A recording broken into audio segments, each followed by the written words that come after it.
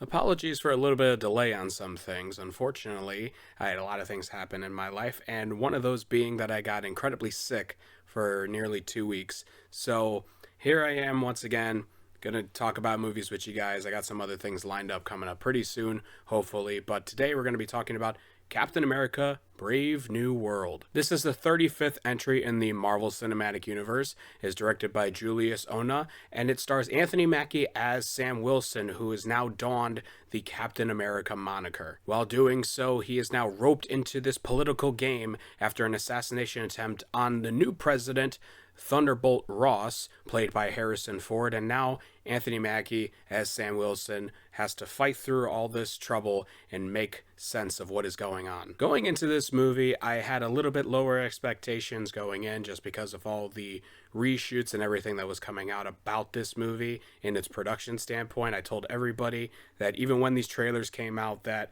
let's pump the brakes a little bit on our excitement level, because when you hear really extensive reshoots and rewrites of things of this scale, it doesn't mean like positive things, and I can't confirm watching this movie that is a very, very mixed bag. The best I could say about this movie is that it's mid, but mid could mean good and bad. Like some people could say something is mid and be like, oh no, it's like it's mid, but it's like really good and enjoyable and kind of like an average kind of experience. This is more of the bad sense where it's just like, this is a very average movie that doesn't really do anything interesting for the most part and kind of feels like a waste of time. But instead of trashing the movie at the very beginning of this, let's talk about some of the positives that I had first. I'm not the biggest fan of Anthony Mackie as an actor. I've never seen a ton of things that I found like the most like amazing performances of. He's solid and I think he's good, but as a leading man, I was actually a little bit concerned going into this film. But I can't say that he definitely does hold his own. It's not the best performance of a Captain America character. I definitely think that obviously Chris Evans as Steve Rogers was definitely a better portrayal, but Sam Wilson's character, at least Anthony Mackie portraying him, holds his own for the most part. I do like the struggle that Sam Wilson has in this movie. You have stuff where it's like he should have possibly taken the super soldier serum like Steve Rogers did back in the day, or, you know, living in the shadow of Steve Rogers in general, and it's a high pressure thing to be a part of. So some of those elements of the story actually really worked and I was enjoying. I still thought that the character Isaiah Bradley, who was the first super soldier, the black super soldier that was kind of suppressed a little bit from public records and stuff like that. If you had watched Falcon and the Winter Soldier, you definitely know more about him than this movie technically gives you, but they give you just a little bit at least. I still find the character relatively interesting, even if he isn't in the movie for a ton, but the stuff that he does and some of the implications that are along with the movie are still well put. And Harrison Ford, I thought, is actually really good in the movie. He kind of overshadows Anthony Mackie a lot in this movie as Thunderbolt Ross, and again, I'm going to spoil stuff only if you've seen the trailer. Like, if you haven't seen any of the trailer stuff, then you may want to step away from this portion of the video, but I'm definitely going to be talking about some things that were at least shown in the trailer. Harrison Ford as the Red Hulk in this was also really fun and awesome to see. I thought that him being the president, kind of walking around, like he just kind of commands any scene that he's really in. Even though some of the dialogue I did find a little cheesy, there's parts in the movie where he constantly is talking about a treaty and how he has to do this treaty because it has to help his presidency, because they're talking about the Celestial that has rose from the ground. Finally, after all of these projects, we actually have some people acknowledging that this event happened. But the reason why that there's this big power struggle with this is because there's a new element that is adamantium now introduced because of the Celestial. So Harrison Ford as the president is trying to have this treaty to help the world kind of combine its resources and not have a complete overhaul and potentially war over all this stuff. And once the Red Hulk is actually introduced in this movie, I thought it's a lot of fun and I thought the sequence was actually excellent.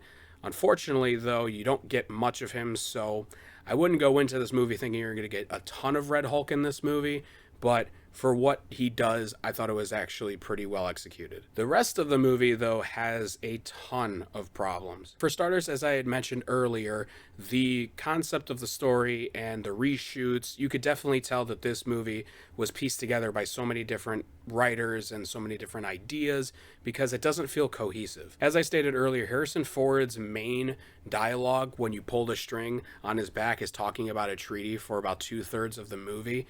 And he does other things, obviously, but like when you have stuff like that where it's very forced, that like we have to talk about the treaty this, the treaty that, it goes to show that there were a lot of things that were changed, and like you have to focus on this because this is now going to be the driving force of the movie rather than what they did previously. And if you're familiar with any sort of wrestling knowledge, Seth Rollins was actually supposed to be in this movie as a villainous character, but his role was completely scrapped and he's not even in the film anymore, and he was replaced with Giancarlo Esposito. Now, I don't mind Giancarlo Esposito in this role as Sidewinder, but he doesn't really get to do a ton. He feels very shoehorned in and a very late addition to the movie. And it's kind of a waste of a guy who was being rumored as like potentially the next Charles Xavier and any other major aspects that he could have brought to the MCU.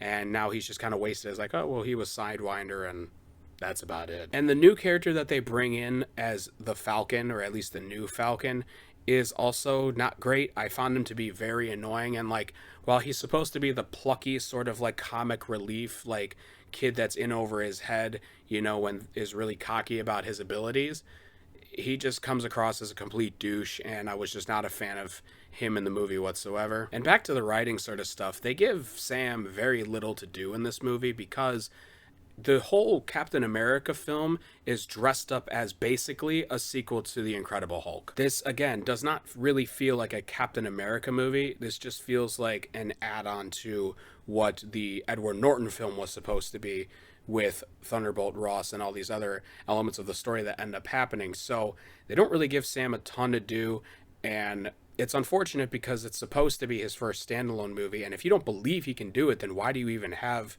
the movie to begin with? Because he had his own show with Bucky, and you know that was supposed to be kind of the startup of everything. So if you didn't feel like you did a good enough job to get him to here, then why even make the movie? And also on a technical aspect of the film, it's not really shot well, especially its action sequences. Mostly the hand-to-hand combat is actually poorly done. There's a lot of quick cut editing, and there's a lot of choppy and rough sort of cuts in most of the sequences. There's a couple moments here and there where there's like, you know, at one point Sam does like a slow-mo move with the shield that ricochets off the room, if I'm remembering kind of correctly.